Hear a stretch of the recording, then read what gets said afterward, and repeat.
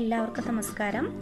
ഇന്നത്തെ വീഡിയോയിൽ സ്കോളർഷിപ്പിനെ കുറിച്ചാണ് പറയുന്നത്. ഈ വർഷത്തെ 2024-25 സാമ്പത്തിക വർഷത്തിൽ ന്യൂനപക്ഷ മതവിഭാഗത്തിൽപ്പെട്ട വിദ്യാർത്ഥികൾക്കായുള്ള മാർഗദീപം സ്കോളർഷിപ്പിന് അപേക്ഷ ക്ഷണിച്ചിട്ടുണ്ട്. ഈ വർഷം സർക്കാർ എയ്ഡഡ് സ്കൂളുകളിൽ 1ാം ക്ലാസ് മുതൽ 8ാം ക്ലാസ് വരെ പഠിക്കുന്ന ആൺകുട്ടികൾക്കും പെൺകുട്ടികൾക്കും അപേക്ഷ സമർപ്പിക്കാം. ന്യൂനപക്ഷ വിഭാഗക്കാർക്ക് മാത്രമാണ് ഈ അപേക്ഷ. സംസ്ഥാന ന്യൂനപക്ഷ ക്ഷേമ വകുപ്പാണ് അപേക്ഷ ക്ഷണിച്ചിരിക്കുന്നത്. അപേക്ഷകർ കേരളത്തിൽ പഠിക്കുന്നവരും സ്ഥിര താമസക്കാരുമായിരിക്കണം. സ്കോളർഷിപ്പ് തുക 1500 രൂപയാണ്. അതിനായി 1,00,000 രൂപയിൽ താഴെയുള്ള വരുമാന സർട്ടിഫിക്കറ്റ്, കുടുംബ വാർഷിക വരുമാന സർട്ടിഫിക്കറ്റ് അപേക്ഷയോടൊപ്പം ഹാജരാക്കണം. 30% സ്കോളർഷിപ്പും പെൺകുട്ടികൾക്കായാണ് സംവരണം ചെയ്തിരിക്കുന്നത്. പെൺകുട്ടികളുടെ അഭാവത്തിൽ ആൺകുട്ടികളെയും പരിഗണിക്കുന്നതാണ്. മൈനോറിറ്റി വെൽഫെയർ ഡിപ്പാർട്ട്മെന്റിന്റെ സൈറ്റിൽ അപേക്ഷാ ഫോം ഉണ്ട്. ഓൺലൈൻ അപേക്ഷയല്ല. അപേക്ഷാ ഫോം ഡൗൺലോഡ് ചെയ്ത് പൂരിപ്പിച്ച് അപേക്ഷയോടൊപ്പം താഴെ പറയുന്ന സപ്പോർട്ടിംഗ് രേഖകളടക്കം സ്കൂൾ മേധാവിക്ക് സമർപ്പിക്കണം. സ്കൂൾ മേധാവി 9-ാം തീയതിയാണ് അപേക്ഷ സൈറ്റിൽ അപ്ലോഡ് ചെയ്യേണ്ട അവസാന ദിവസം. അപ്പം അതിനു മുന്നേ ആയി നിങ്ങൾ സ്കൂളിലെ രേഖകളൊക്കെ സമർപ്പിക്കുക. അപേക്ഷയോടൊപ്പം എന്തൊക്കെയാണ് രേഖകൾ വയ്ക്കേണ്ടതെന്ന് നോക്കാം. വരുമാന സർട്ടിഫിക്കറ്റ്, ഈ വർഷത്തെ വരുമാന സർട്ടിഫിക്കറ്റ് ആയിരിക്കണം. അതുപോലെ ജാതി സർട്ടിഫിക്കറ്റ്, ബാങ്ക് പാസ്ബുക്ക് പകർപ്പ്, ദേശസാൽകൃത ബാങ്കിന്റെ പാസ്ബുക്ക് ആയിരിക്കണം.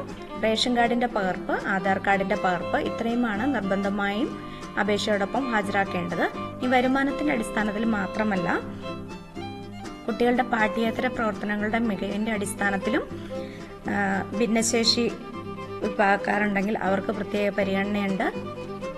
അതുപോലെ അച്ഛനോ അമ്മയോ രണ്ടുപേരും മരണപ്പെട്ടവർക്ക് അവർക്കും പരിഗണനയുണ്ട്. ഇങ്ങനെയുള്ള ഡീറ്റെയിൽസിൻ്റെ ഒക്കെ അടിസ്ഥാനത്തിൽ മാർക്ക് ബേസിലാണ് ഈ സ്കോളർഷിപ്പിന് സെലക്ട് ചെയ്യുക. 30 മാർക്കാണ് ടോട്ടൽ ഇടുക. അപ്പോൾ അതിനകത്ത് ഏറ്റവും കൂടുതൽ കിട്ടുന്നവർക്കായിരിക്കും സ്കോളർഷിപ്പ് തുക ലഭിക്കുക.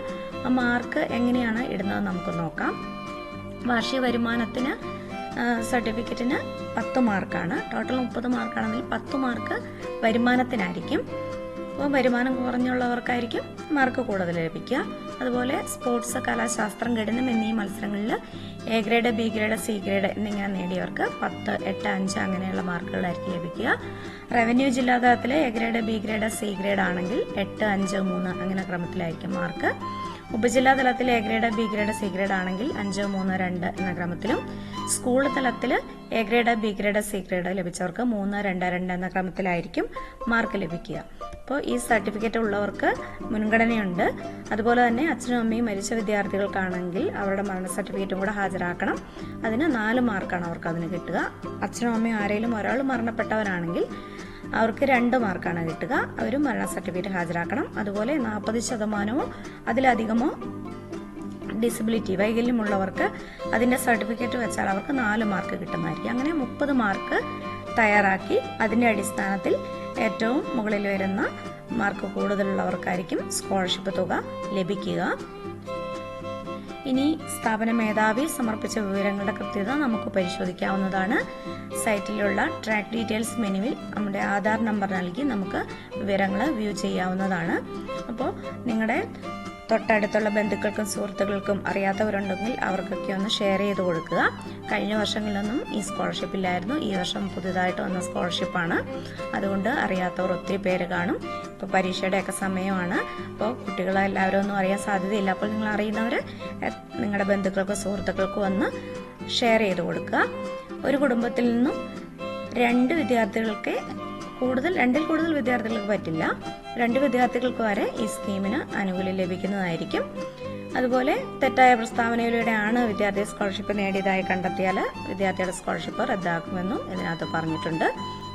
ഇനി ഏതെങ്കിലും ഒരു ക്ലാസ്സിൽ മതിയായ അപേക്ഷകർ ഇല്ലാത്ത പക്ഷം അപേക്ഷകരുള്ള മറ്റു ക്ലാസ്സിലെ വിദ്യാർത്ഥികൾക്ക് ഈ സ്കോളർഷിപ്പിനായി പരിഗണിക്കുമെന്നും നോട്ടിഫിക്കേഷനിൽ പറഞ്ഞിട്ടുണ്ട്. അപ്പോൾ താല്പര്യമുള്ളവരെ എത്രയും പെട്ടെന്ന് അപേക്ഷ വയ്ക്കുക. ഇനിയും ഇതുപോലെയുള്ള കൂടുതൽ വിവരങ്ങൾ നിങ്ങളിലേക്ക് എത്തിക്കുന്നതുവരെ ബൈ.